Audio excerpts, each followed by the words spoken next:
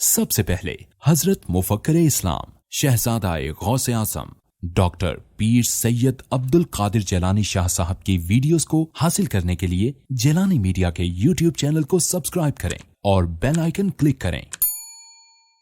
Videos اچھی لگے تو تھمز اپ دیں۔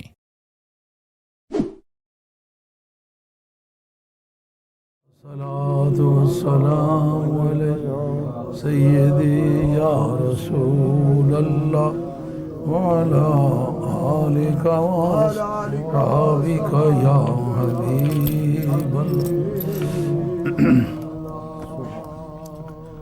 حاضرین کرام، یہی رکھ کتابیں۔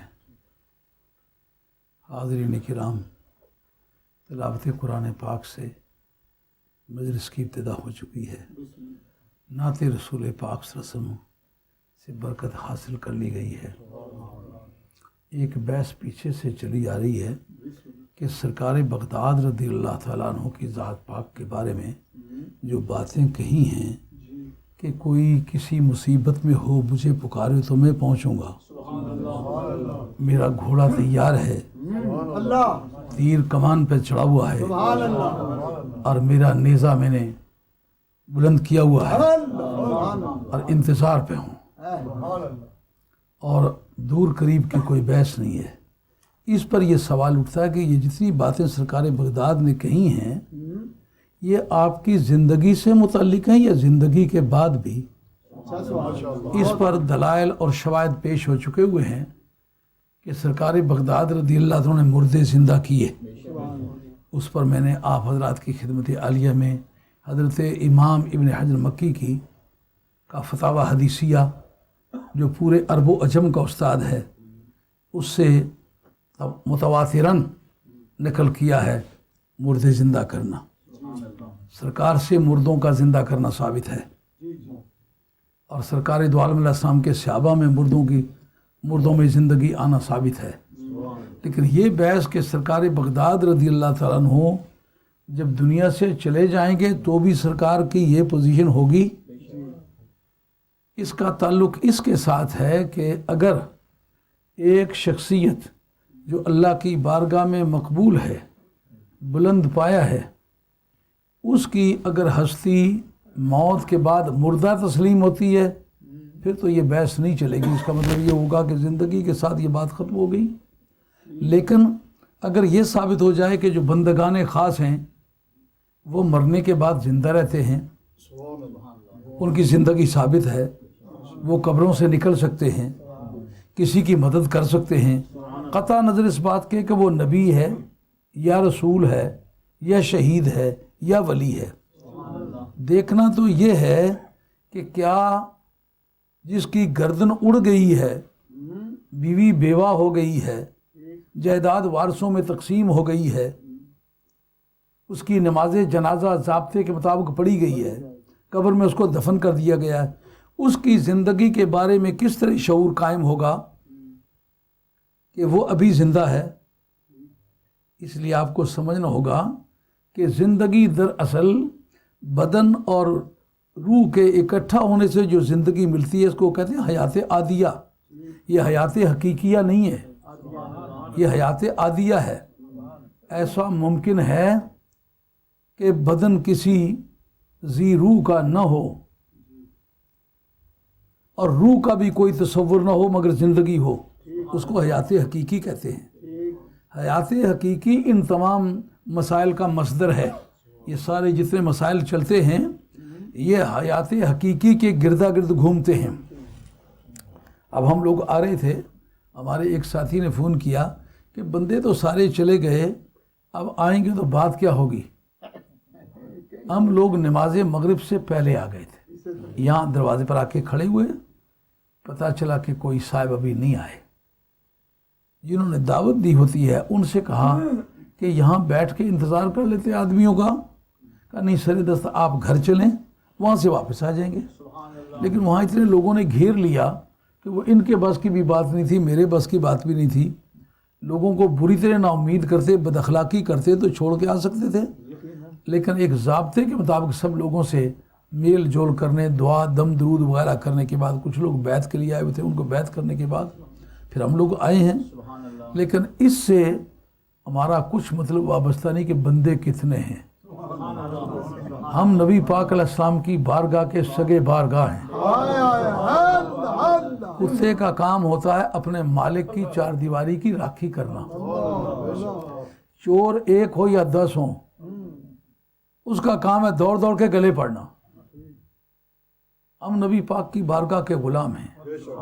ہماری ڈیوٹی سرکار کی بارگاہ کی چوکی داری کرنا ہے. اس سے ہمارا کوئی مطلب وابستہ نہیں کہ بندے سننے والے کتنے ہیں. اگر زیادہ ہوتے تو پھر دین کو زیادہ فائدہ پہنچتا، کم ہوں گے تو دین کو کم فائدہ پہنچے گا، لیکن فائدہ تو پہنچے گا. ہم نے اپنی بات جو کرنی ہے وہ اس ذمہ داری سے کرنی ہے کہ ایک آدمی بھی مل گیا نا، اس کو ریکارڈنگ ایسی دیں گے کہ دنیا کے کسی خطے میں چلے جائے، اس ریکارڈنگ کو پیش کرو. اس وقت یہ سوال تو نہیں اٹھے گا بندے شاہ صاحب کے سامنے کتنے تھے. سوال تو یہ پیدا ہوتا ہے اولاد فاطمہ کا ایک ریپرزینٹیٹیو ہے، وہ آیا ہے، اس نے سرکار کے بھی ہاتھ پر پیغام پہنچایا ہے. پیغام میں استحکام بھی ہے کہ نہیں، پختگی ہے کہ نہیں، کیا دین کو وہ دین سمجھ کے پھیلاتا ہے یا بندوں کی خوشامد کے لیے. ایک بھی بندہ ہے تو بعد ہم نے اسی ذمہ داری سے کرنی ہے تاکہ دنیا کے کسی خطے میں لے جائیں تو چیلنج نہ ہو. اب یہ سب سے پہلا مسئلہ کہ کیا زندگی ثابت ہے مرنے کے بعد، اس کو ہم انبیاء علیہ الصلوۃ والسلام سے ٹریس کریں گے. انبیاء علیہ الصلوۃ والسلام سے شروع کریں گے تو مسلم شریف کے اندر حدیث آتی ہے، حضرت انس رضی اللہ عنہ اس کے راوی ہیں. آپ نے فرمایا سرکار دو عالم علیہ السلام نے، اس رات کی بات ہے جس وقت کہ مجھے معراج کے لیے لے جایا گیا، مررت علی قبر موسیٰ عند کثیب الاحمر وهو قائم یصلی فی قبرہ. کتابیں ساری میرے پاس ہیں لیکن مجھے عبارات الحمدللہ زبانی یاد ہیں. اگر کسی کو ضرورت ہے دکھاتا ہوں، اگر کوئی فوٹو سٹیٹ کرنا چاہتا ہے تو دیتا ہوں. سرکار کا فرمانا ہے کہ میں موسیٰ علیہ الصلوۃ والسلام کی قبر کے پاس سے گزرا. یہ درس ہے، یہ تقریر نہیں ہے.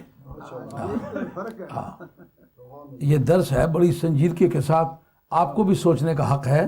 اگر کوئی بات ایسی میں کروں جو آپ کے ضمیر کو اپیل نہ کرے تو مجلس کے خاتمے کے بعد بیٹھ کے مجھ سے بات بھی کر سکتے ہیں. یہ مزاج تقریر کا نہیں ہے. تقریر میں شعر پڑھے جاتے ہیں، ذوق پیدا کیا جاتا ہے، ایک ہاؤ ہو ہوتی ہے، گرما گرمی ہوتی ہے، مگر اس میں بندوں کو ٹھنڈا رکھ کے اس کو اچھی طرح سے سمجھنے کا موقع فراہم کرنا ہوتا ہے تاکہ اس کے عقائد اور اس کے نظریات میں ایک تازہ زندگی آئے اور اس کو یہ پتہ چلے کہ یہ بات رٹی ہوئی نہیں کرتا، کہیں اس نے دیکھی ہوئی ہے. تو پھر کتاب شہادت کے طور پر اس لیے لائیو کا بھی کتابیں آپ کے سامنے پیش کرتا ہوں. حضرت نبی کریم علیہ السلام ارشاد فرماتے ہیں، راوی حضرت انس رضی اللہ عنہ جو طویل الصحبت ہے، 10 سال لگاتار سرکار کی بارگاہ میں رہے. اس کی تفصیل میں اب کیا جانے کی ضرورت ہے، 10 سال کی صحبت ثابت ہے. تو جس آدمی نے سرکار کی صرف 4 سال صحبت پائی ہے اس کا نام ابو ہریرہ ہے. ہاں، غزوہ خیبر میں مسلمان ہوئے، سنہ خیبر میں ان کا اسلام ہے. سنہ خیبر سے پہلے وہ مسلمان نہیں ہوئے. یہ تو جس تاریخ حضور آئے یہ مسلمان تھے، جس تاریخ دنیا میں سے گئے آتے وقت ان کی عمر جو تھی 14 برس تھی، سرکار کی رخصتی کے وقت ان کی 24 برس تھی. وہ 24 برس کا 10 برس کا زمانہ لگاتار حضور کی بارگاہ میں رہے. وہ راوی ہیں، اتنا بڑا مضبوط راوی ہے یعنی جس کو سرکار دو عالم علیہ السلام نے اپنی نگاہ بندہ نواز سے یوں نوازا کہ اللہ تعالیٰ نے ان کو 99 بیٹے عطا فرمائے. 99 بیٹے اللہ تعالیٰ نے عطا فرمائے، سارے ہی زندہ رہے. اور اکثر کی رائے یہ ہے کہ ساروں کی شادی ہوئی اور سب کی اولاد ہے. ان کے باغ سے ایک مرتبہ سرکار گزرے، 1 سال میں 2 مرتبہ پھل دینے لگا. وہ جو آپ کی فزکس شور مچاتی ہے کہ آرگینک باڈی کو لائٹ جو ہے فائدہ پہنچاتی ہے، سرکار کے 1 مرتبہ گزرنے سے اگر سال میں 2 مرتبہ پھل دینے لگ گیا آپ کو ماننا پڑے گا کہ سرکار کی ذات نور ہے، وگرنہ یہ غیر عادی طور پر اس کے اندر یہ خوبی پیدا ہونا یہ کیوں کر ممکن ہے.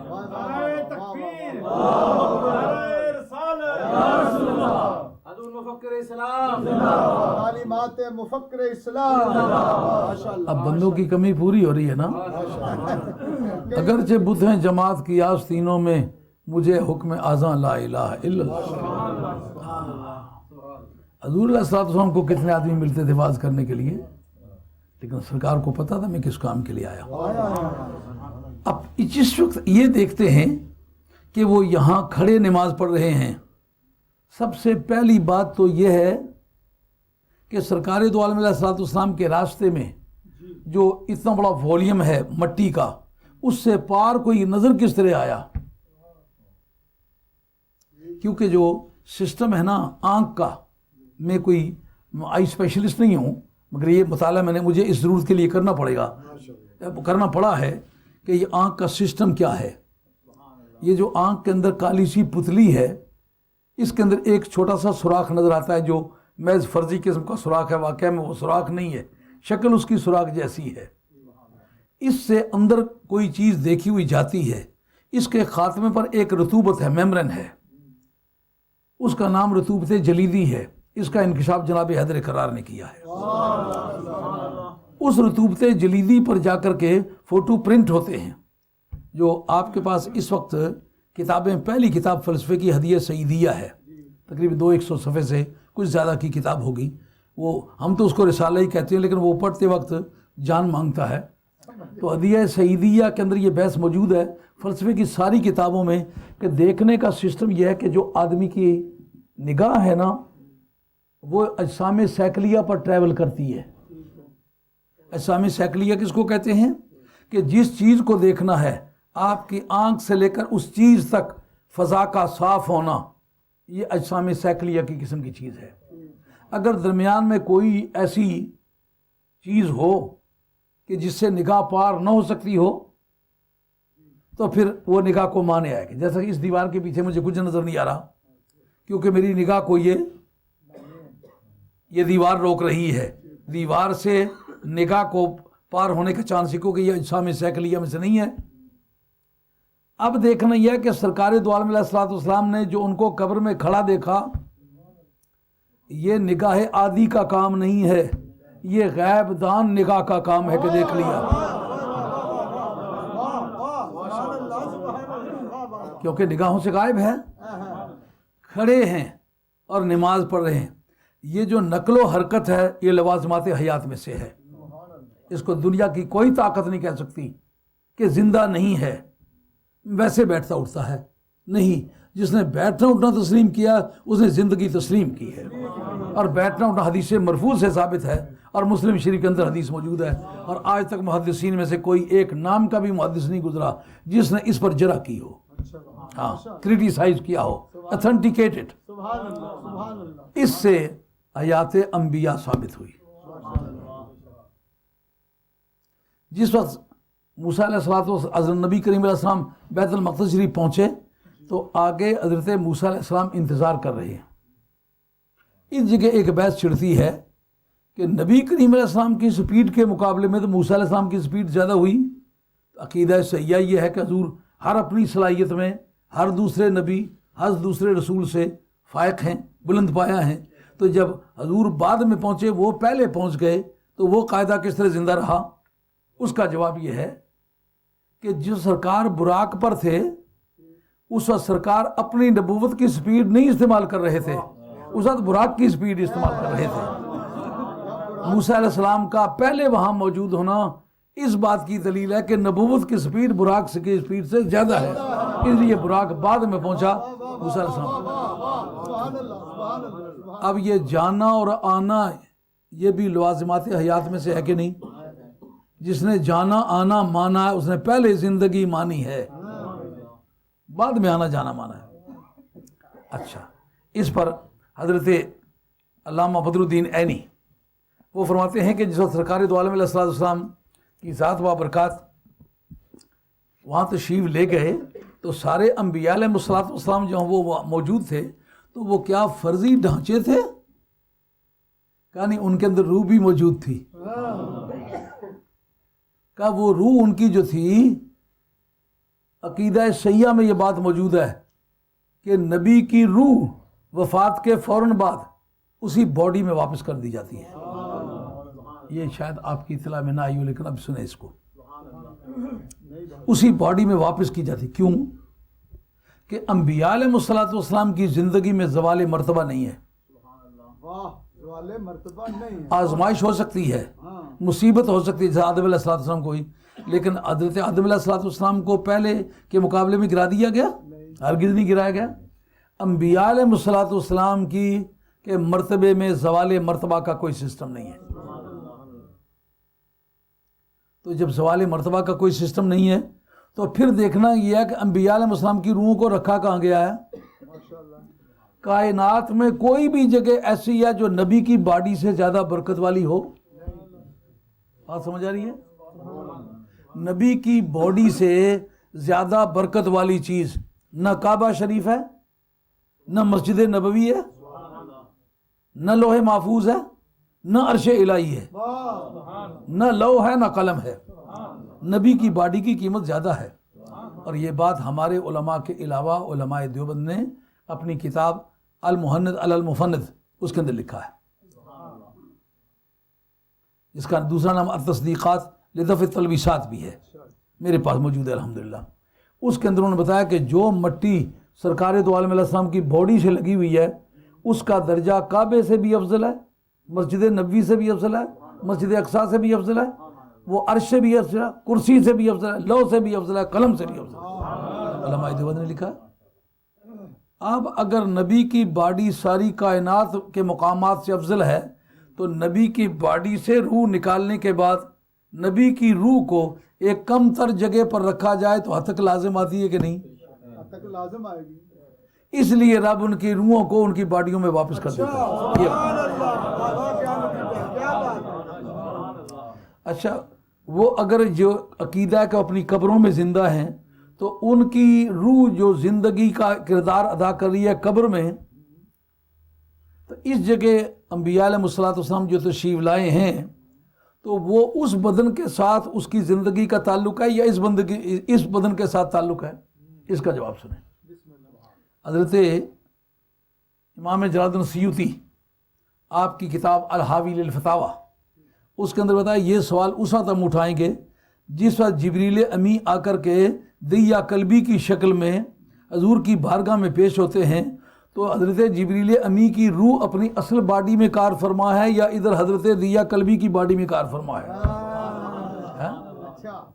بندے زیادہ نہیں ہوتے تو نہ ہوں. میں تو اولاد فاطمہ میں سے مجھے تو اپنا کام کرنا ہی کرنا ہے. کیوں بھائی اب یہ ٹیپ لے کر کے دنیا بھر میں پھریں؟ جواب یہ ہے کہ وہ ایک ہی روح جو حضرت جبریل امی کی اصل باڈی میں ہے جس طرح وہاں ورک کر رہی ہے اس باڈی میں بھی وہی ورک کر رہی ہے. اسی وجہ سے ان کا جسد مثالی کے بارے میں جو یہ بحث ہے کہ سرکار دو عالم السلام کل روئے زمین پر جتنے مرنے والے ہیں سب کی قبروں میں تشریف لے جاتے ہیں تو وہ آپ کا بدن حقیقی ہے یا بدن مثالی؟ اگر اس کو بدن مثالی مان لیا جائے تو معترض اعتراض کرتا ہے کہ مثل شے غیر شے ہوتی ہے، سرکار کا غیر حاضر ہے، سرکار خود حاضر نہیں ہے، کیونکہ مثل ہے نا، سیملر ٹو، تو جو سیملر ٹو ہوگا وہ الگ ہوگا. تو وہ جو سیملر ٹو ہے وہ مثل شے ہے، مثل شے غیر شے ہوگی. اگر کل روئے زمین پر اس سرکار کے اجسام مثالیہ کو حاضر مانا جائے تو پھر سرکار کا غیر حاضر ہوگا، سرکار خود حاضر نہیں ہوں گے. آئی بات سمجھے؟ سوال سمجھ آیا نہیں آیا؟ جواب سنو. کہتے ہیں کہ اگر ان ساری باڈیوں میں جو اجسام مثالیہ ہیں اگر کوئی اور روح تصرف کر رہی ہوتی تو پھر وہ غیر تھے. اگر وہی باڈی جو سرکار کی اصل باڈی میں ورک کرتی ہے وہی اجسام مثالیہ میں وہ کردار ادا کر رہی ہے تو پھر ایک ہی روح ہے جو سب میں کردار ادا کرتی ہے، پھر یہ غیر نہیں ہے. سمجھے؟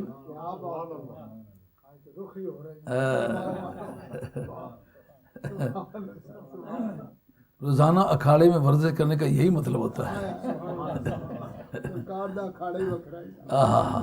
بات سمجھ میں آئیے؟ اس جگہ حضرت علامہ بدر الدین عینی رحمۃ اللہ علیہ نے یہ جلد نمبر 4 صفحہ نمبر 48 پر اس پر گفتگو کی ہے کہ وہ اجسام جو ہیں وہ فی الواقعہ اصل اجسام ہیں یا فرضی ہیں. وہ کہتے ہیں اجسام حقیقیہ ہے نا مزے کی بات. یعنی تم یہ سمجھو کہ وہ اجسام جو ہیں وہ محض فرضی ہیں. یہ میرے پاس وہ کتاب ہے جو اس بات کو واضح کرتی ہے کہ حضرت نبی کریم علیہ الصلوۃ والسلام کے استقبال کے لیے جو انبیاء علیہ الصلوۃ والسلام تشریف لائے ہیں وہ ان کے اجسام مثالیہ نہیں تھے، اصلی اجسام تھے. کیفر الانبیاء علیہ الصلوۃ والسلام فی السماوات و مقرہم فی الارض. ان کو آسمانوں میں کیسے دیکھا جب ان کا ٹھکانہ یہاں ہے؟ تو کہا دراصل ان کے ٹھکانے میں بھی وہی روح کار فرما ہے تو آسمان پر بھی وہی روح کار فرما ہے، اس لیے وہ بھی زندہ سمجھی جائے گی. یہ جو نیچے ہے یہ بھی بات یہ کہتے ہیں کہ کل تو الانبیاء احیاء فقد رآہم النبی صلی اللہ علیہ وسلم حقیقتاً. کہتا ہے کہ جو انبیاء علیہ السلام تشریف لائے ہیں نا وہ اجسام عقیقیہ کے ساتھ تشریف لائے ہیں، وہ مفروضے نہیں تھے، سچ مچ تھے. ثابت ہو گیا نا کہ مرنے کے بعد زندگی انبیاء علیہ السلام کی ثابت ہے. اس کو اگر زیادہ بحث میں لے جائیں تو پھر اصل مطالعہ رہ جائے کہ کیونکہ بات کرنے ولی پر. تو یہ زندگی جو ہے یہ از قسم اعجاز ہے، عادی تو نہیں ہے نا، خلاف عادت کا نام ہے نا معجزہ. تو یہ نبی میں پایا کہ کل ما یجوز ان یکون معجزۃ للنبی یجوز ان یکون کرامۃ للولی. یہ ہماری رولنگ ہے تمام عقائد کی کہ جو چیز کسی نبی کا معجزہ بن سکے وہ کسی ولی کی کرامت بن سکتی ہے. اگر ان کی زندگی بنا بر اعجاز معجزے کے طور پر زندگی ہے تو پھر ولیوں کی زندگی بطور کرامت کی زندگی ہے. اس پر گفتگو چلاتے ہیں. یہ علامہ عینی کی ہے، علامہ عینی کی عمدۃ القاری شرح بخاری 25 جلدوں کی کتاب ہے، اور یہ جلد نمبر 4 میں صفحہ نمبر 48. اور کوئی بھی ساتھی اس کے جلس کے بعد دیکھنا چاہے اس کو اجازت ہے. اب اس کے بعد کہ اور بھی کوئی زندگی ثابت ہے، اور زندگی ثابت ہے. وَلَا تَقُولُوا لِمَنْ يُقْتَلُ فِي سَبِيلِ اللَّهِ أَمْوَاتٌ بَلْ أَحْيَاءٌ وَلَكِنْ لَا تَشْعُرُونَ. اس وقت تو آپ کو آدمی کے تھوڑے ہونے کی وجہ سے یہ احساس ہو رہا ہوگا کہ بندے تھوڑے ہیں، تقریر اتنی جامعیت کے ساتھ کیوں کرتے. جب یہ دشمنوں کے سامنے پیش ہوگی، دشمن بیٹھ کے کتابیں دیکھنے لگیں گے، ایک ایک بات جب کتابوں میں نکلے گی، میری قبر میں اگر میں چلا گیا تو بھی تسکین ہوگی، اگر زندہ ہوں تو مجھے سکون ملے گا، حضور کے دین کو عزت ملے گی. اور وہ جو مسلمان آج سے پہلے عقیدے ہم تک پہنچاتے رہے ان کی روحوں کو بھی آسائش ملے گی کہ کوئی پیچھے ہمارے عقیدے کی حفاظت کرنے والا ہے.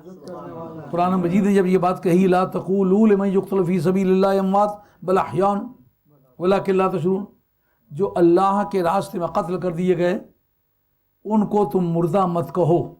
اس سے خیال ہوتا تھا شاید زبان سے کہنے سے منع کر دیا گیا ادب کے طور پر، مگر سچ مجھ ہیں وہ مردہ نہیں. قرآن نے کہا بل احیاء، اس کو کہتے ہیں بل اضرابیہ حرف عاطفہ، جس کو انگریزی میں کہتے ہیں ڈائیورسو کنجنکشن، یعنی پہلے سے بات کو موڑتا ہے دوسری طرف. ڈائیورشن ہوتی ہے نا آپ کی، کنجنکشنز میں ان کو ڈائیورسو کہتے ہیں، جو پچھلے مضمون سے ٹال کے دوسری طرف لے جاتے ہیں. پیچھے بحث آ رہی ہے مردے کی تو کہا نہیں یہاں سے وہ ڈائیورشن ہے.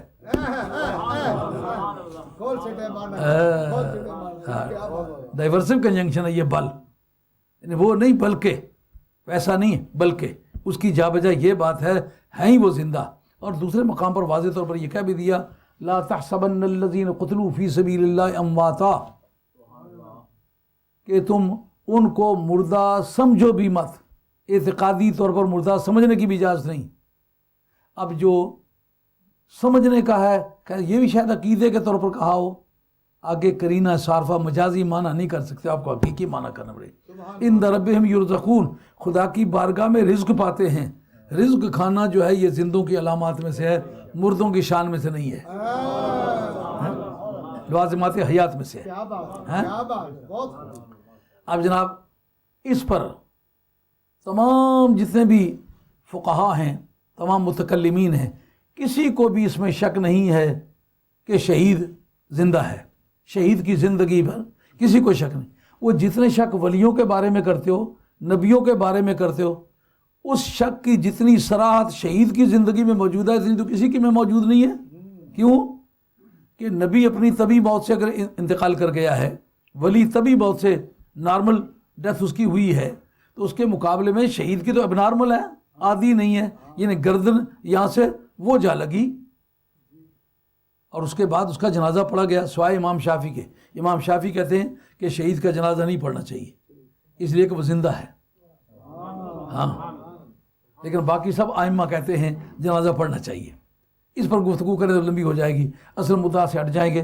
مطلب یہ کہ شہید زندہ ہے، لیکن عقل کو جو جھیڑے پیش آتے ہیں نبی کی زندگی میں یا ولی کی زندگی میں بعد از موت، کہ نبی موت کے بعد زندہ ہے، ولی موت کے بعد زندہ ہے، وہ الجھیڑے، وہ پرابلمز زیادہ تر پیش آتی ہیں شہید کے بارے میں۔ لیکن جب وہ مان لیا گیا کہ شہید زندہ ہے، کہتے ہیں بادل ناخواستہ جی مانتے ہیں، قرآن نے کہہ دیا ہے اور اٹل طریقے سے کہہ دیا وہ زندہ ہے، ہم مانتے ہیں کہ وہ زندہ ہے۔ اچھا، اگر تم اس کو زندہ مانتے ہو تو ہم تمہیں ایک اور طرف لے جانا چاہیں گے۔ جو چیز ادنا کے لیے ثابت ہو اعلیٰ کے لیے بدرجہ اولا ثابت ہوتی ہے۔ جو سہولت ایک چپڑاسی کے لیے مہیا ہو وہ اس وقت کے حاکم کے لیے بدرجہ اولا مہیا ہونی چاہیے۔ یہ جو شہید کی زندگی ہے اس کی ایک نوعیت ہے خاص، وہ کیا؟ حقیقتاً وہ زندہ ہے، حکماً مردہ ہے۔ حقیقتاً زندہ ہے۔ حقیقتاً زندہ کس لیے ہے؟ کہ قرآن نے کہا وہ زندہ ہے۔ اگر حکماً زندہ ہے تو جنازہ کیوں پڑھا آپ نے؟ جنازہ جو ہے یہ اس قسم میں صفات مردہ ہے، یہ اس پر جنازہ پڑھی گئی ہے۔ اب جنازے کے پڑھنے سے ہم آپ پر وزن ڈالیں گے کہ اس کو زندہ مانو، اس کو حقیقتاً زندہ مانو لیکن حکم مردہ مانو کیونکہ اس پر نماز جنازہ پڑھی گئی ہے۔ اچھا، حقیقتاً زندہ ہے پر حکماً مردہ ہے۔ نبی کی نماز جنازہ میں نہ تو یہ کہا گیا کہ دعا واسطے حاضر میت کے، نہ میت والی دعا مانگی گئی ہے۔ اس نے ثابت کر دیا کہ جس طرح شہید حکماً مردہ ہے، اگر نبی بھی حکم مردہ ہوتا ہے تو پھر دعا کی جیسے نماز جنازہ پڑھنے لگے تو نیت کے وقت یہ کلمہ اس کی زبان پر آنا چاہیے تھے، دعا واسطے حضرت میت کے۔ دعا واسطے حضرت میت کے نہیں کہا گیا، اور میت والی جو تکبیر پڑھی جاتی ہے اس میں درود پڑھا گیا، میت والا سبق نہیں پڑھا گیا۔ ہاں، اس کا معنی یہ ہے کہ نبی حقیقتاً بھی زندہ ہے، حکماً بھی زندہ ہے۔ شہید زندہ ہے، اس کی نماز جنازہ پڑھی گئی ہے، امام موجود تھا، پر کیوں؟ کہ حکماً مردہ ہے۔ اب کوئی نماز پوری دنیا میں ایسی بتا سکتے ہو کہ جس میں جماعت تو ہو پر امام کوئی نہ ہو؟ دنیا کی کوئی ایسی جماعت آپ کی نگاہوں میں ہے کہ جماعت کے ساتھ نماز پڑھی جائے پر امام نہ ہو؟ شہید کی نماز جنازہ پڑھی گئی، امام تھا کہ حکماً وہ مردہ ہے، حقیقتاً وہ زندہ ہے۔ مگر نبی کی نماز جنازہ کے وقت سرکار کے نماز جنازہ کا کوئی امام نہیں۔ طبقات ابن سعد میں حضرت حیدر کرار کی روایت یہاں نقل کی ہے کہ نبی اس دنیا میں رہ کر بھی تمہارا امام ہے، اس دنیا سے جا کر کے بھی تمہارا امام ہے۔ نبی اپنی نماز کا خود امام ہے۔ یہ بات شاہ باقی باللہ صاحب رحمۃ اللہ علیہ کی کرامت میں بھی پائی گئی ہے۔ آپ سے ایک آپ کا نیاز مند پوچھتا ہے کہ بندہ بھرپور آپ مجھے رہنمائی فرما سکتے ہیں کیا کہ فنا اور بقا اس کی کیا تعریف ہے؟ انہوں نے کہا جس تاریخ میں مروں گا میری نماز جنازہ پڑھانے کے لیے ایک شخص مصلی پر کھڑا ہوگا، جب نماز جنازہ پڑھا چکے اس سے پوچھنا فنا کسے کہتے ہیں، بقا کسے، یہ تعریف وہ کرے گا۔ دنیا دعائیں کرتی ہے کہ خدا اس بزرگ کی زندگی زیادہ ہو، وہ دعا کرے شاہ باقی باللہ صاحب جلدی مریں تاکہ میں اس سے یہ بات پوچھ سکوں۔ سچ مچ جب شاہ باقی باللہ صاحب رحمۃ اللہ علیہ، مجدد صاحب رحمۃ اللہ علیہ کے پیر و مرشد کا نام ہے شاہ باقی باللہ، تو شاہ باقی باللہ رحمۃ اللہ علیہ ان کی نماز جنازہ ہے اور سارے نمازی کھڑے ہیں، وہ آدمی امام صاحب سے جا کے متصلاً کھڑا ہوا، جس کا مقصد یہ تھا کہ جو یہ فارغ ہوں تو میں وہ مسئلہ حل کر لوں۔ جس وقت نماز جنازہ کا سلام پھیرا گیا، آگے بڑھ کے دیکھا تو دیکھا شاہ باقی باللہ صاحب خود، وہ جنازہ کس کا ہے؟ شاہ باقی باللہ کا۔ یہ امام کون ہے؟ شاہ باقی باللہ۔ پوچھا جناب، وہ ایک مسئلہ پوچھا تھا فنا اور بقا کا، فرمایا فنا وہ ہے، بقا یہ ہے۔ تو جب ایک ولی کے لیے ممکن ہے کہ وہ اپنے جنازے کا امام ہو سکے بطور کرامت کے، تو پھر نبی کے لیے کیوں ممکن نہیں کہ وہ اپنے نماز جنازہ کا امام ہو؟ فرق سمجھ میں آیا؟ پھر شہید کی بیوی نکاح ثانی کر گئی، اس لیے کہ وہ حقیقتاً تو زندہ پر حکماً مردہ ہے، پر نبی کی بیوی ما کان لکم ان تؤذوا رسول اللہ ولا ان تنکحوا ازواجہ من بعدہ ابدا، کہ نبی کریم علیہ الصلوۃ والسلام کے وصال کے بعد سرکار کے ازواج مطہرات سے تم شادیاں نہیں کر سکتے ہو۔ کیوں؟ کہ نبی حقیقتاً بھی زندہ ہے، حکماً بھی زندہ ہے۔ اگر حکماً بھی مردہ ہوتا تو اس کی بیوی سے شادی ہو سکتی، اس کی بیوی سے شادی نہیں ہو سکتی۔ معلوم ہے حقیقتاً بھی زندہ ہے، حکماً بھی زندہ ہے۔ اب اس پر شواہد کہ کیا اس کے متعلق لوگ یہ عقیدہ رکھتے چلے آئیں؟ یہ حضرت شاہ قاضی ثناء اللہ صاحب پانی پتی رحمۃ اللہ علیہ اس پر گفتگو کریں گے کہ یہ جو اولیاء اللہ کے طبقات ہیں یہ مرنے کے بعد اس پوزیشن میں ہوتے ہیں کہ قبروں سے نکلیں اور لوگوں کی مدد کریں اور زندوں والے کام کریں۔ اب اس پر میں کچھ ریکارڈ پیش کرنے لگا ہوں، لیکن گھنٹے تک ہی بات چلے گی، آگے چل کر کے میں بس کروں گا، اور باقی پھر آپ کل بٹن انٹینٹ مجھ سے یہ باتیں سنیں گے۔ لیجئے،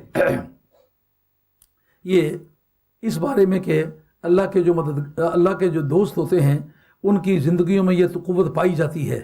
یہ جلد نمبر 2 ہے، صفحہ نمبر 153 ہے۔ اس کے اندر یہ بحث موجود ہے کہ اولیاء اللہ اور آل اللہ اپنی قبروں سے نکل سکتے ہیں اور اپنے دوستوں کی مدد کر سکتے ہیں اور اپنے دوستوں کے دشمنوں کو ذلیل کر سکتے ہیں۔ یار بچے بھی بالغ نہیں ہوئے تو ٹیک لگا کے بیٹھتے آواز جانیو۔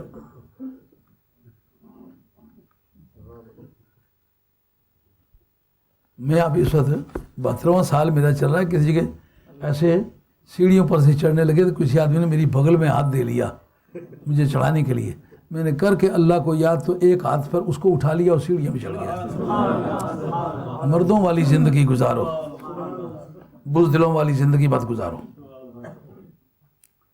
اس جگہ وہ لکھتے ہیں کہ انبیاء علیہ الصلوۃ والسلام اور شہداء میں یہ رب نے طاقت رکھی ہے کہ وہ مرنے کے بعد قبروں سے نکل سکتے ہیں اور کہیں جانا چاہیں تو جا سکتے ہیں۔ یہ قاضی ثناء اللہ پانی پتی کی تفسیر مظہری ہے، جلد 2 ہے، صفحہ 152 ہے۔ اس کے اندر وہ لکھتے ہیں کہ ان اللہ سبحانہ وتعالی یؤتی لارواحہم قوۃ الاجساد فیذهبون من الارض والسماء من الارض الى السماء والجنۃ حيث يشاءون وینصرون اولیاءہم ویدمرون اعداءہم ان شاء اللہ تعالی۔ کہتے اللہ تعالیٰ نے اپنے پاک بندوں کے جسموں کو، روحوں کو جسمانی طاقت بھی ساتھ عطا کی ہوتی ہے۔ فَيَذْهَبُونَ مِنَ الْأَرْضِ إِلَى السَّمَاءِ وَالْجَنَّةِ، وہ زمین سے روانہ ہو کے آسمان پر بھی جا سکتے ہیں، جنتوں میں بھی جا سکتے ہیں۔ وہ جنت کہاں ہے؟ سدرۃ المنتہا کے پاس ہے۔ یہ جو اب نہیں جا سکتے یہ ایک زندگی کا وہ بارڈر ہے، وہ کراس کرنے کی اجازت نہیں۔ زندگی میں اس کو بارڈر کراس کریں تو نبی کریں، اور اگر وہاں کے آخری بارڈر کو کراس کریں تو نبی الانبیاء کریں۔ مرنے کے بعد تو پھر سب کے لیے ممکن ہوگا۔ کہتے ہیں ان کے لیے یہ ممکن ہوتا ہے۔ ان اللہ سبحانہ وتعالی یؤتی لارواحہم قوۃ الاجساد فیذهبون من الارض الى السماء والجنہ، وہ زمین سے آسمانوں کی طرف اور جنتوں میں جاتے ہیں، اور حیث یشاءون، جہاں بھی وہ چاہیں، یعنی ان کے آنے جانے کے لیے نہ کوئی پیٹرول کی کوئی کنزمپشن ہوتی ہے، نہ کوئی ڈیزل خرچ ہوتا ہے، نہ کوئی کرایہ لگتا ہے، نہ کوئی ان کے لیے کنوینس استعمال ہوتا ہے۔ ان کی قوت پرواز ان کی ذات سے تعلق رکھتی ہے، اڑ سکتے ہیں، جا سکتے ہیں، اور بمع جسموں کے جا سکتے ہیں۔ وہ ینصرون اولیاءہم، اور وہ دیکھا یہ کہا کہ اپنی قبروں سے وہ نکلتے ہیں اور جاتے ہیں، اپنے دوستوں کی مدد کرتے ہیں۔ وہ یدمرون اعداءہم، جو ان کے دوستوں کے دشمن ہیں نا ان کو ہلاک بھی کرتے ہیں۔ یہ جو لاہور کے مقام پر یہ بارڈروں پہ جا بجا 65 کی جنگ میں، 71 کی جنگ میں جا بجا کبھی علی مرتضیٰ دیکھے گئے، کبھی غوث پاک دیکھے گئے، کبھی داتا دیکھے گئے، کبھی باقی اولیاء اللہ دیکھے کہ بم پکڑتے ہیں تو معلوم ہوا یہ عقیدہ پہلے سے موجود ہے. جو مسلمان کہتے ہیں وہ تو ہمارے ہو کے کہتے ہیں نا. چند میرے سکھ نیاز مند ہیں, ہمارے باپ دادے کو سکھ بھی مانتے رہے ہیں. وہ اس وقت لندن میں ہیں اور وہ چند جو ہیں وہاں بیڈ فورڈ میں ہوتے ہیں, ان سے چند مرتبہ ملاقات ہوئی. ان کا سرکار ہم فوج میں رہے ہیں, تو ہم پیر عالم شاہ صاحب رحمۃ اللہ علیہ کو ماننے والے ہیں, ہم ان کے مرید ہیں. ہم نے یہ بات اپنی آنکھوں سے دیکھی ہے کہ اس وقت ہم لوگ کہتے تھے بابا گرو نانک نے جو کہا تھا نا, اول حمد خدائے نو بعد درود رسول, کلمہ پڑھ لے نانکا تے جڑا درگاہ پوی قبول. بابا گرو نانک نے سچ کہا ہے. یہ ان کے نویں باب کا نواں چیپٹر ہے, اسی لفظ سے شروع ہوتا ہے, کلمہ پڑھ لے نانکا تے جڑا درگاہ پوی قبول. یہ بات قاضی ثناء اللہ صاحب پانی پتی, ان کا سن وفات ہے 1225, اور یہ مرید ہے مرزا مظہر جان جانا کے, اور شاگرد ہیں شاہ ولی اللہ صاحب محدث دہلوی کے, اور 3 واسطوں کے ساتھ یہ مرید ہیں اور خلیفہ مجاز ہیں حضرت امام ربانی مجدد الفسانی شیخ احمد سرندی کے. انہوں نے تفسیر مظہری کے اندر لکھا ہے کہ وہ مدد کرتے ہیں اور کرتے رہتے ہیں. اس کا نام جی تفسیر مظہری. ثابت ہو گیا جس انبیاء علیہ السلام آتے جاتے ہیں, یہ بھی آ جا سکتے ہیں. آئیے اب آپ کے سامنے حضرت امام جلال الدین سیوطی کی پیش کرتے ہیں کتاب شرح الصدور فی احوال الموتى والقبور. اس کے اندر یہ وہ جو کہا کرتا ہوں نا حوالے لگے ہوئے ہیں, یہ ایسے فرضی طور پر کہنے کا عادی نہیں ہوں, جو کام کیا ہوا نہیں میں نے کبھی کسی کو نہیں کہا. یہی وجہ ہے کہ جو کہتا ہوں اچھا اچھا کہ تو آؤ, بس خاموش. اس میں ہے حضرت ربیع بن خراش رضی اللہ تعالیٰ عنہ, ان کو موت پیش آ گئی, کفن دیا ہوا ہے. کفن دے کر کے بھائی پاس بیٹھے ہوئے رو رہے ہیں. اچانک انہوں نے فَكَشَفَ الْكَفْنَ عَنْ وَجْهِهِ, کفن کو اپنے چہرے سے پیچھے ہٹایا. دیکھا لما تبکو, کیوں رو رہے ہو؟ ان کا تو مرا, ان کا کیا مرا ہوں؟ وجدت اللہ اشد رافۃ واکثر رحمۃ مما كنت اسمع عنہ. خدا کے بارے میں جو میں سنتا رہتا تھا کہ وہ بڑا مہربان ہے, اس سے زیادہ مہربان پایا. اس کی مہربانی کا ترجمہ ہی کسی سے نہیں ہو سکا, تو میرے بارے میں تو کوئی پریشان ہونے کی ضرورت نہیں ہے. یہ کتاب موجود ہے. علامہ جلال الدین سیوطی ہے جو 10ویں صدی کا مجدد ہے, اور انور علی شاہ صاحب لولابی نے فیض الباری شرح بخاری میں لکھا ہے کہ اس آدمی نے اپنے سر کی آنکھوں کے ساتھ 9ویں اور 10ویں صدی کے پیریڈ میں اپنی آنکھوں کے ساتھ جیتے اور جاگتے ہوئے سرکار کی زیارت کے, سرکار سے باتیں کی. انہوں نے اس ایک واقعے کو بھی لکھا کہ ایک محدث حدیث پڑھا رہے ہیں, تو ایک درویش کہتے ہیں کہ یہ غلط کہتے ہو, یہ حدیث نہیں ہے. ان کا تم ان پڑھا آدمی جاہل ہو, تمہیں کیا پتہ ہے؟ ان کا یہ سرکار پاس کھڑے, وہ کہتے ہیں میری حدیث نہیں ہے. ان کا ویسے فرضی بات کرتے. درویش نے ایک مرتبہ توجہ کی, دیکھا کہ سرکار دو عالم السلام سامنے کھڑے, فرماتے یہ نہیں, یہ جو تم حدیث بیان کرو یہ میری حدیث نہیں. یہ وہ جلال الدین سیوطی ہے. کہتے ہیں کہ جس وقت یہ بات دیکھنے میں آئی کہ ربیع بن خراش رضی اللہ تعالیٰ عنہ نے اپنا چہرہ ننگا کر کے بھائیوں سے کہا رونے کی کوئی حاجت نہیں, میں نے خدا کو اس سے زیادہ کریم پایا ہے, میں بڑا خوش ہوں, تو پریشان نہ ہو, اللہ لک. یہ کہہ کے فضما کفنہ ہو, اس نے اپنا کفن اوپر سے بند کر لیا. وہ بڑے حیران ہوئے کہ ابھی ہم نے اس کو غسل دیا ہے, آخری سانس اس نے لیا ہے, آخری کلمات جو کرنے چاہیے وہ کہے ہیں, اور یہ مردہ پڑا رہا ہے, مردے کے طور پر اس کو غسل دیا ہے, اب اس کو کفن دیا ہے, اب پھر اسی طرح ڈیڈ باڈی ہے. یہ بیچ میں جو انٹروینشن ہے یہ کس طرح کی ہے؟ کہتے اس وقت ہم چلے گئے جناب سیدہ عائشہ, دور ہے سیدہ عائشہ رضی اللہ تعالیٰ کا, ان کے پاس جب گئے تو ان سے ہم نے کہا کہ اس طرح ہمارے بھائی نے مرنے کے بعد باتیں کی ہیں. جناب سیدہ فرماتی ہیں کہ اس پر تعجب کی کوئی ضرورت نہیں, لأنی سمعت رسول اللہ صلی اللہ علیہ وسلم یقول ان رجلا من امتی یتکلم بعد موته. نعرہ تکبیر, نعرہ رسالت, حق اہل سنت و جماعت, حضرت مفکر اسلام, حضرت مفکر اسلام. واہ واہ واہ. اسی کے اندر لکھتے ہیں کہ ایک مائی صاحبہ ہیں، بڑی صالحہ تھی، بڑی عابدہ تھی، تو ان کی نیکی اور پرہیزگاری کی وجہ سے دور دور سے لوگ ان کے نماز جنازہ میں شریک ہوئے۔ ایک کفن چور بھی آیا، اسی کتاب کے اندر، فوٹو اسٹیٹ کر لو، رکھ لو، دکھاؤ ہر ایک کو، اگر ان کو بات تنگی محسوس کرے میرے ساتھ بات کراؤ، حیات بادل مواد کا مسئلہ ہے، فیصلہ کر لیں گے۔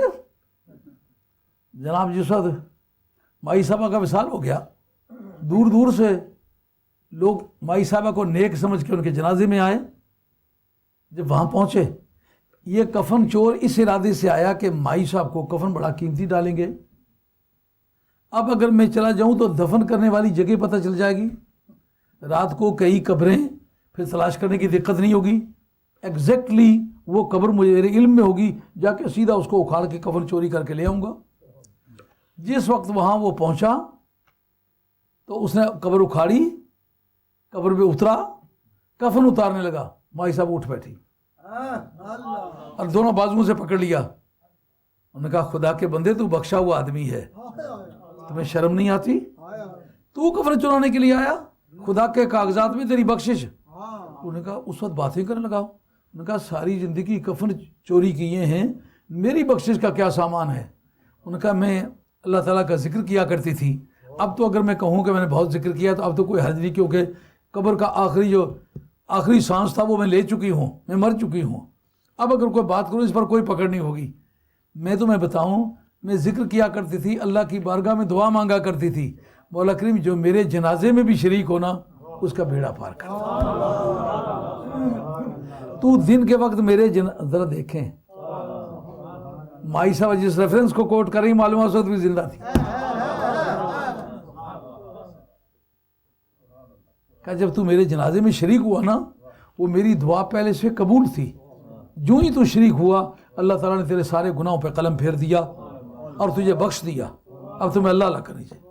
وہ اپنے وقت کے عظیم اولیاء اللہ میں سے وہی شخص گزرا ہے، استاد نے توبہ کر لی ہیں۔ تو یہ جلال الدین سیوطی رحمۃ اللہ علیہ، اب کوئی ایک آدھ بات ہو تو میں عرض کروں، یہ پوری کتاب اس سے بھری ہوئی ہے۔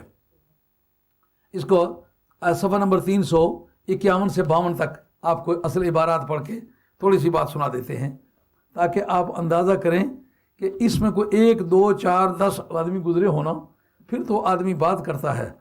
ایسے لوگوں کی بھرمار ہے، یہ عقیدہ لوگوں نے جو رکھا ہے، اس کی اصل وجہ مسلمانوں کے معاملات میں ایسے واقعات کی کثرت ہے۔ وہ کہتے ہیں کہ اخرج ترمذی وحسن والبیہقی عن ابن عباس رضی اللہ عنہ قال ان بعض اصحاب النبی صلی اللہ علیہ وسلم جلس علی قبر۔ امام ترمذی نے سیاستہ کی کتاب ہے نا، اگر کوئی نہیں بتاتا تو پھر اس کی بددیانتی ہوگی نا، لیکن ہمیں تو ضرورت پیش آئی، لوگوں نے کہا جی یہ جو غوث پاک کے متعلق آپ نے مبالغے کیے ہیں، یہ تو زندگی میں چلو مان لیتے ہیں، مرنے کے بعد اب یہ اس کا جواب ہے۔ تو امام جلال سیوطی نے مجھ سے پوچھ کے تو یہ کتاب نہیں لکھی، اور امام ترمذی جو ہے امام بخاری کا شاگرد ہے، یعنی یہ متقدمین میں سے ہیں۔ اخرج ترمذی و حسن، یہ حدیث انہوں نے بیان کیا اور انہوں نے کہا حسن ہے، یہ صحیح سے دوسرے درجے کی حدیث ہے، حسن یہ بھی ایڈمیسیبل ہوتی ہے، یعنی یہ بھی قابل احتجاج ہوتی ہے، اس کی حجیت پر کوئی کلام نہیں ہوتا۔ والبیہقی، امام بیہقی نے بھی یہ حدیث بیان کی ہے، کیا بیان کی ہے؟ حضرت عبداللہ بن عباس سے روایت کی ہے کہ ان بعض اصحاب النبی صلی اللہ علیہ وسلم جلس علی قبر، کہ نبی پاک علیہ السلام کے ایک صحابی قبر پر بیٹھے، وَهُوَ لَا يَحْسِبُ أَنَّهُ قَبْرٌ، ان کو یہ گمان نہیں تھا کہ یہ قبر ہے، ایسے آ کے بیٹھ گئے۔ یہ کیوں کہتے ہیں؟ کہا کہ یہ پرانے وقت کے مسلمانوں کی عادت نہیں تھی کہ قبروں کی بے ادبی کریں، صحابی کو نہیں پتا تھا یہ قبر ہے، ہاں یہ مانا، ہاں یہ جو بجو کی اولاد آج پیدا ہوئی ہے، ان کو مقامات مقدسہ کہتے ہیں، یہ اللہ تعالیٰ کے پیارے بندوں کی یادگاریں ہیں۔ اوہو، فرمایا فَإِذَا فِي إِنسَانٌ يَقْرَأُ سُورَةَ الْمُلْكِ، ان صحابی مکرم کو قبر سے سورہ ملک پڑھنے کی آواز آئی، قبر کے نشانات مٹے ہوئے ہیں، کیا مطلب؟ یعنی تازہ کوئی قبر سال 2 سال 4 سال کی بات نہیں تھی، مدتیں بیتی تھیں، اوپر نشانی قبر کا مٹ گیا ہوا تھا، اس لیے صحابی بیٹھا اور قبر کے اندر سے سورہ ملک پڑھنے کی آواز آئی۔ یہ انگریزی تو نہیں بول رہا ہوں، بات تو سمجھ آ رہی ہے نا؟ قبر سے آواز آئے، بندہ اوپر بیٹھا ہوا ہے، آگے پیچھے دیکھتا ہے، یار یہ کہاں سے آواز آ رہی ہے؟ کہتے ہیں کہ فی انسان یقرأ سورۃ الملک حتی ختمہا، سورۃ ملک پڑھ رہا ہے، تبارک الذی شروع کیا اور ومن یاتکم بماء معین تک ختم کر دی۔ فأتی النبی صلی اللہ علیہ وسلم، معلوم ہے سرکار کا اپنا دور ہے، فأتی النبی، حضور کی بارگاہ میں آ کے عرض کیا، فأخبرہ، اور بات بتائی کہ اس طرح میں ایک جگہ بیٹھا، قبر کا نشان کوئی نہیں تھا لیکن باقاعدہ آواز زمین کے اندر سے آ رہی تھی۔ فقال رسول اللہ صلی اللہ علیہ وسلم ہی المانیۃ وہی المنجیۃ تنجیہ من عذاب القبر، یہ جو قبر کے اندر تھا نا، یہ وہ پڑھ رہا تھا، اس صورت کا نام میرے کاغذات میں مانیہ بھی ہے، یعنی دوزخ کے عذاب کو روکتی ہے، منجیہ بھی ہے، اس لیے کہ اگر کوئی وہاں جا پھنسے تو اس کو وہاں سے چھڑاتی بھی ہے۔ سمجھ میں آ گئی بات؟ اچھا، اس سے کیا پتہ چلا کہ نبی کریم علیہ الصلوۃ والسلام نے ان کی بات کو ٹھکرایا نہیں۔ قال ابو القاسم سعدی فی کتاب الافساح حاضر تصدیق میں رسول اللہ صلی اللہ علیہ وسلم بان المیت یقرأ فی قبرہ، یہ جلال السیوطی کا تبصرہ اس پر کہتا ہے، یہ میں نہیں کہتا، ابو القاسم سعدی ایک محدثین میں سے ہیں، انہوں نے ایک کتاب لکھی ہے کتاب الافساح، اس کے اندر یہ بتایا ہے کہ حاضر تصدیق من رسول اللہ صلی اللہ علیہ وسلم، یہ سرکار دو عالم علیہ السلام کی طرف سے تصدیق ہے، کس بات کی؟ بان المیت یقرأ فی قبرہ، کہ میت اپنی قبر میں سورہ ملک پڑھ رہا تھا۔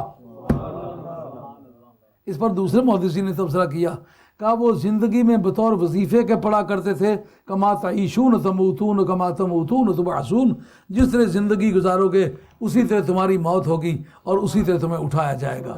وہ جو سورہ ملک زندگی میں پڑھا کرتا تھا وہی کام وہ اس کے بعد بھی کر رہا ہے۔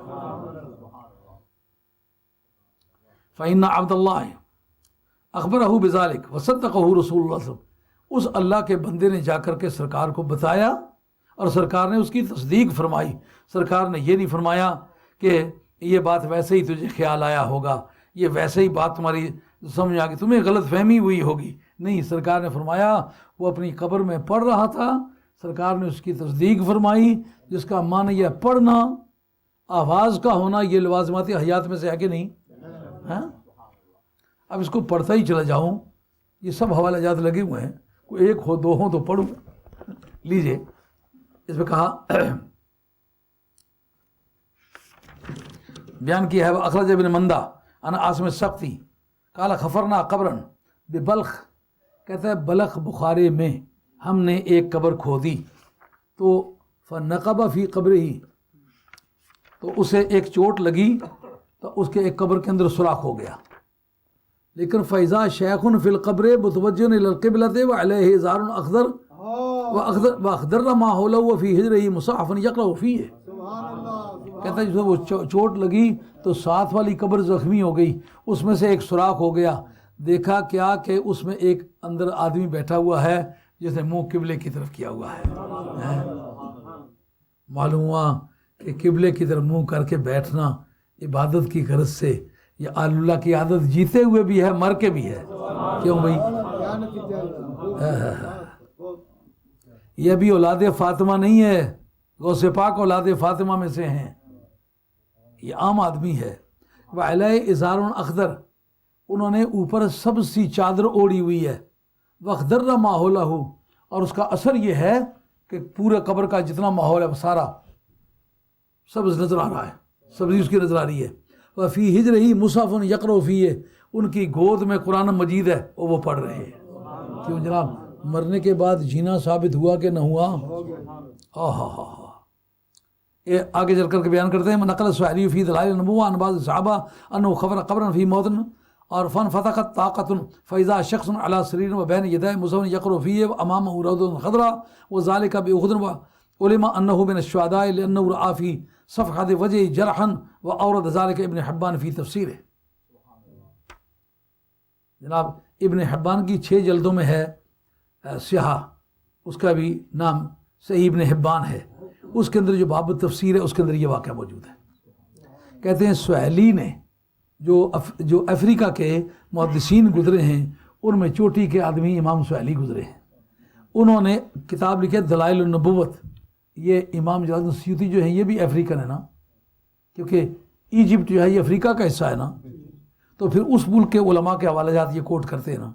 کہتے ہیں امام سہیلی نے اپنی دلائل النبوت کے اندر لکھا ہے ایک صحابی کا حوالہ دے کر کے کہ انہوں نے ایک جگہ اپنے وطن کے اندر قبر کھودی اور فن فتح طاقتن، تو وہ کھود رہے تھے تو ساتھ میں ایک سوراخ ہو گیا، فیضا شخص علی سریر، ایک شخص کو دیکھا وہ اپنی چارپائی پر بیٹھا ہوا۔ قبر میں چارپائی کا کیا بندوبست ہے؟ معلومات تم تو زندگی کو روتے پھر رہے ہو، اگلے ان کے لیے بستر کا بھی بندوبست کرتے ہیں کہ آرام سے رہو بھائی۔ وہ بین یدائہ مصحف، ان کے سامنے قرآن مجید پڑا ہوا ہے، یقرأ فیہ، یہ جو آپ قرآن پڑھتے ہیں نا، جب ماں باپ اور خاندان سارے چھوڑ کے چلے جائیں گے، قرآن یہ قبر میں جانے والی دولت کا نام ہے۔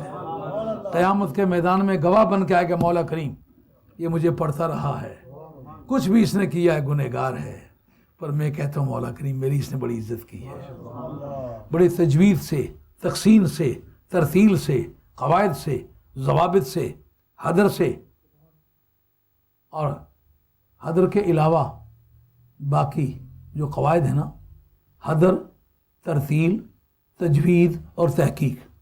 تحقیق کس وقت اکیلے میں بتلاؤں گا، عام قراء کو یہ نہیں پتہ ہوتا کہ تحقیق کس کا نام ہے۔ یہ 4 رسمیں ہیں قرآن مجید کو پڑھنے کی، ان میں ایک رسم کا نام ہے تحقیق۔ نہیں سد وہ میں نے گھڑی کو آگے دیکھ لیا ہوا ہے کہ وہ ٹائم ختم ہو رہا ہے، 1 گھنٹے کا پورا وقت ہو گیا۔ تو یہ 4 رسمیں ہیں قرآن مجید کے تلاوت کی۔ تو کہتے ہیں کہ وَأَمَامَهُ رَوْضَةٌ خَضْرَةٌ، جو کہا نا سرکار نے کہ جس حد تک مومن کی نگاہ جا سکتی ہے وہاں تک قبر کھلی ہو جاتی ہے۔ کہتے ہیں جو کھڑکی سے جھانک کے دیکھا تو وہ آدمی خود چارپائی پر بیٹھا ہوا ہے اور سامنے اس کے حد نظر تک ایک باغ ہے، سر سبز و شاداب ہے، اور کرتا کیا ہے، اس قرآن مجید کو پڑھ رہا ہے، باغ کے اندر بیٹھا ہوا ہے۔ وَذَالِكَ بِأُحُدٍ، یہ جنگ احد کا واقعہ ہے۔ وہ علماء انہو من الشہداء، اور یہ بات دریافت کر لی گئی ہے کہ وہ شہدائے احد میں سے تھا۔ بھئی شہدائے احد میں سے تھا تو اس کی قبر کا نشان کیوں نہیں تھا؟ کہ دراصل 70 صحابہ شہید ہوئے تھے، 70 کے لیے قبر ہی کھودنا بڑا مشکل تھا۔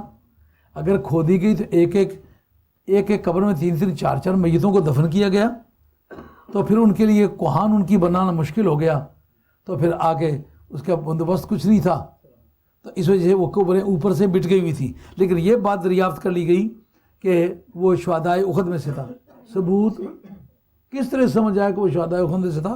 لِأَنَّهُ رَأَىٰ فِي صَفْحَةِ وَجْهِهِ جَرْحًا، کہ جو قبر کھودنے والا تھا اس نے دیکھا اس کی پیشانی پر زخم ہے، اور زخم تازہ بتازہ ہے۔ جب سامنے حق کے معاشر میں عشاق بلائے جائیں گے، سینوں سے اٹھا کر پردوں کو وہ داغ ہجر دکھلائیں گے، یہ ان کے زخم حضور کردگار رنگ لائیں گے۔ کہ اس نشانی سے پہچان لیا گیا کہ یہ شہدائے احد میں سے تھا۔ اچھا، اس کو ابن حبان نے اپنی تفسیر کے اندر بھی ذکر کیا ہے۔ ابن حبان جو ہے یہ استاد ہے حضرت حاکم کا، حاکم استاد ہے بہقی کا۔ بہقی کا سن وفات ہے 458 اور امام حاکم کا ہے 405 اور ابن حبان کا ہے 352، بڑے پرانے اساتذہ میں سے۔ ابن حبان کی وہ 6 جلدوں کے اندر صحیح میرے پاس موجود ہے، اس کے کتاب تفسیر کے اندر انہوں نے نقل کیا ہے کہ یہ واقعہ دیکھا گیا۔ یہ سوال اٹھتا ہے وہاں یہ آتے جاتے کو کیمپ کیوں لگاتے ہیں؟ یہ آخری بات ہے میری گفتگو کی آج، کہ اگر تو لڑائی اب ہو وہاں یا وہ کوئی دور کی جگہ تو پھر تو ٹینٹ لگائیں، یہاں ٹینٹ کیوں لگاتے ہیں؟ سوال سمجھ آ رہا ہے؟